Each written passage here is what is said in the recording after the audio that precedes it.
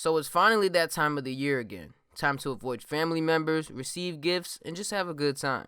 And it's also time for the year-end list. So today, I decided to make a list of my top rap albums of 2018, in no particular order, of course.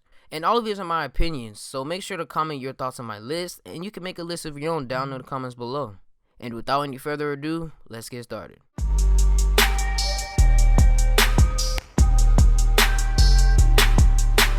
The third studio album from the rapper Travis Scott was hyped up for 2 years, and it definitely lived up to the hype. When the album first dropped, I was skeptical of it and didn't think Travis would deliver, but he did, and then some. Prior to the album's release, Travis was releasing banger after banger, with Birds in the Trap sing McKnight, the lead single Butterfly Effect, and Watch with Lil Uzi and Kanye West. Travis was on fire for the past 2 years. And while his collaborative tape with Quavo Honcho Jack was sort of a flop for me, I could understand why people would enjoy it. The thing with Astroworld was that it really lacked solo tracks, but I feel like Travis held his own on every track that had features on it.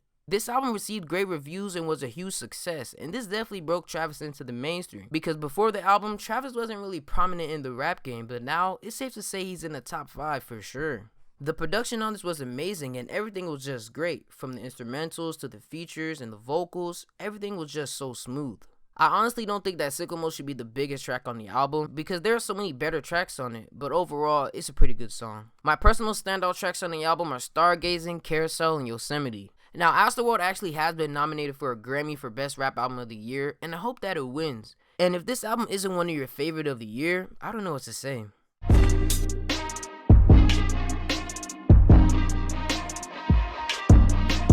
The second album on this list is very dear to me and many other people around the world, and that is the late rapper's xxxtentacion's Question Mark. This album felt more like a playlist or a compilation more than anything, and that's what everyone loved about X's music. While I do believe 17 was a better album, this is a very close second. This album lacked the concept and structure which was what 17 had, but I don't think that was what X was going for with this album. With this album, X was trying to show his versatility and prove that he's not just an emo rapper and can make music in any genre. With songs like Floor 555, it's more reminiscent to his older SoundCloud songs like Take a Step Back and Rip Roach. And in songs like Infinity 888 and The Remedy for a Broken Heart, X shows his more lyrical abilities. The thing that I loved about this album was that there was something for everybody. You couldn't end the album without liking at least one song. I mean, my mom even liked that Spanish song on the album. Overall, this album was amazing from top to bottom. He starts the album telling you to open your mind and be ready for a switch in every song, and in the outro, Before I Close My Eyes, it feels like a goodbye or a send-off, with X saying, "Before lay me down to sleep, I pray the Lord my soul to keep. I hope it's not too late for me." And this is very ironic, being that X passed away 3 months later.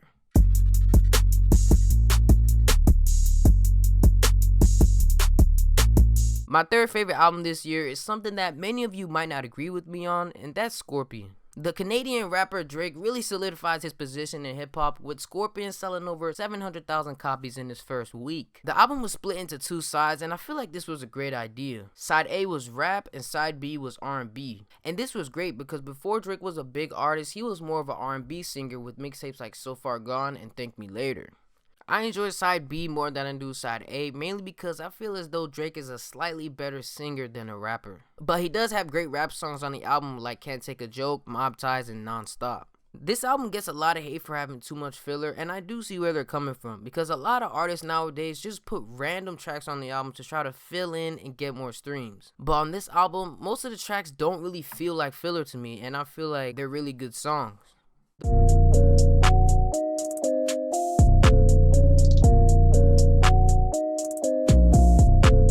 The fourth album on the list, which definitely deserves this position, is Denzel Curry's Taboo. Taboo was a great project from start to finish, and I was never really a Denzel Curry fan until I gave this album a listen. Many people say Denzel Curry is underrated, and while I do agree with them to a certain extent, this album really gave Denzel that exposure that he needed.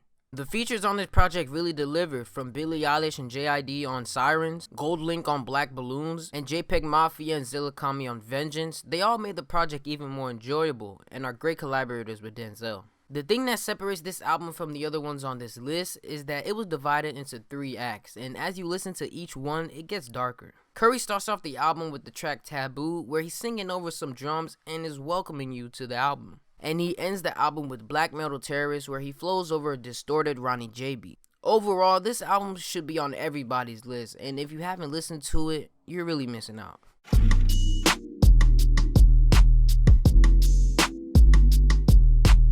The fifth album on my list is something that I didn't even think would be on my list, and that's KOD by J. Cole. While I'm not huge on lyrical rap, J. Cole really delivered on this album, and I'm not sure if I really enjoyed a full J. Cole project until now. KOD having three meanings being kids on drugs, king overdose, and kill our demons. Cole speaks on the kids being the new rappers and any other people who are on drugs, but he does speak on different topics like taxes, depression, and greed. The production on this album felt flawless from top to bottom, especially on my favorite track on the album, Kevin's Heart. And I was surprised to see that J. Cole got the actual Kevin Hart in the music video due to the fact that the song is about Kevin and other men cheating on their wives.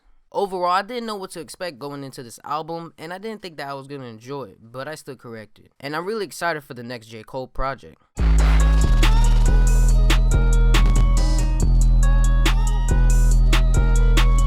The sixth album on my list is a complete banger from Playboi Carti, and that is Die Lit.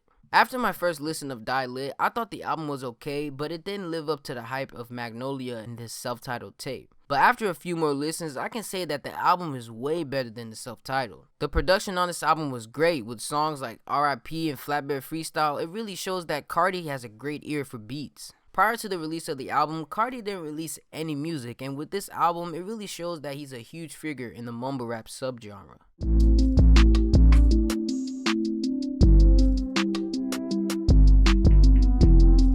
Before I get to the final album, I want to discuss two other albums. One that was close to ending up on the list, and one that was just awful. The honorable mention is Lil Peep's posthumous album, Come Over When You're Sober Part 2. With Come Over When You're Sober 2, I really feel like Columbia and Smokesack handled the music very well. Every track has essences of the good old P from the SoundCloud days, but the instrumentals do sound a bit pop. This album felt finished and it didn't feel rushed by the label because Columbia could have just put out the album months after Peep's passing, but they didn't. And Smokesack wanted to perfect it, which he did. And I feel like this is what X's label could have done with Skins. But anyways, Come Over When You're Sober 2 was great, but the problem that I had with it was that the songs sound like modern day pop songs more than the emo trap sounds that people's putting out before.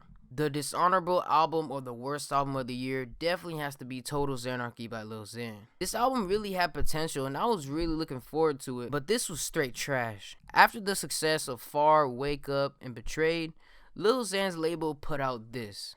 And I think we all know that this is not good. Every track on this album felt repetitive, with him repeating the same phrases in every song. The hooks on this were horrible, and the album just felt boring. And this is coming from the guy who said Tupac makes boring music. There's not a single track that I enjoy on this except for his breakout hit Betrayed. Overall, this is the worst rap album of 2018.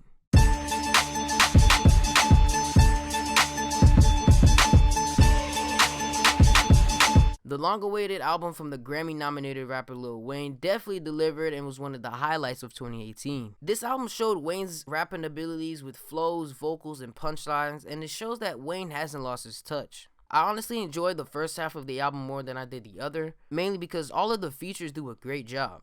X on Don't Cry, which was made after X's death, Kendrick on Mona Lisa, which was just crazy, Nicki on Dark Side of the Moon were all my favorite tracks with features. Wayne ends the album with the story that he's told before, which was when he was 12 years old, he attempted suicide by shooting himself in the chest after his mother told him he would no longer be allowed to rap. And this was a great way to end the album. But yeah, that's my list for the best rap albums of the year. And if you agreed, like this video, comment your own list down below, subscribe, and I'll see you guys later.